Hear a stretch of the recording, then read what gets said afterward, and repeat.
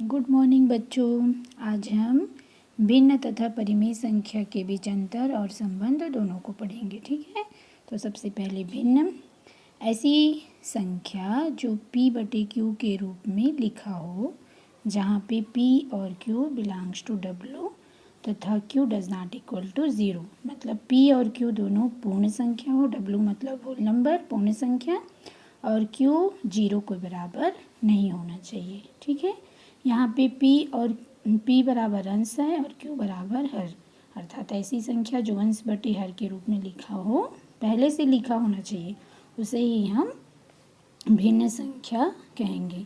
क्योंकि यहाँ पे p और q दोनों पूर्ण संख्या होती है, अतः भिन्न कभी भी ऋणात्मक नहीं हो सकता। ठीक है, जैसे भिन्न के उदाहरण 1/4, 2/5 ये जैसे, और 0/2 भी एक भिन्न है।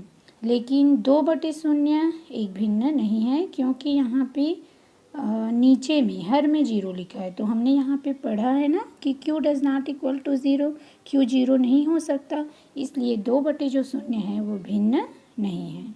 ठीक है, अब हम आते हैं परिमेय संख्या में।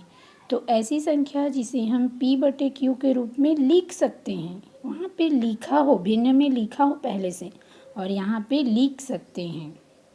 ओके, तो उसे हम जहाँ पे p और q बिलोंग्स टू i मतलब इंटीजर नंबर, मतलब पूर्णांक संख्या, और q does not equal to 0 हो, तो उसे हम परिमेय संख्या कहते हैं। यहाँ भी p बराबर अंश और q बराबर हर, मतलब ऐसी संख्या जो अंश बटे हर के रूप में लिखा हो और अंश और हर दोनों पूर्णांक संख्या हो और हर 0 के बराबर ना हो, उसे हम परिमेय संख्या कहते हैं। परिमेय संख्या ऋणात्मक हो सकती है और धनात्मक दोनों हो सकती है। ठीक है, अब परिमेय संख्या का उदाहरण है जैसे 5 एक पूर्ण संख्या या पूर्णांक संख्या है, तो इसको मैं 5/1 भी लिख सकती हूँ, इसलिए ये परिमेय संख्या है, लेकिन ये भिन्न नहीं है। 1/4 ऋण 2, 0/1 भी एक परिमेय संख्या है, लेकिन 1/0 बोलूँगी तो ये परिमेय संख्या नहीं है, क्योंकि यहाँ पे q बराबर 0 है, इसलिए ये परिमेय संख्या नहीं है, लेकिन 0/1 परिमेय संख्या है। तो इस प्रकार हम कह सकते हैं कि जो प्रत्येक पूर्णांक संख्या जो है वो एक परिमेय संख्या होती है।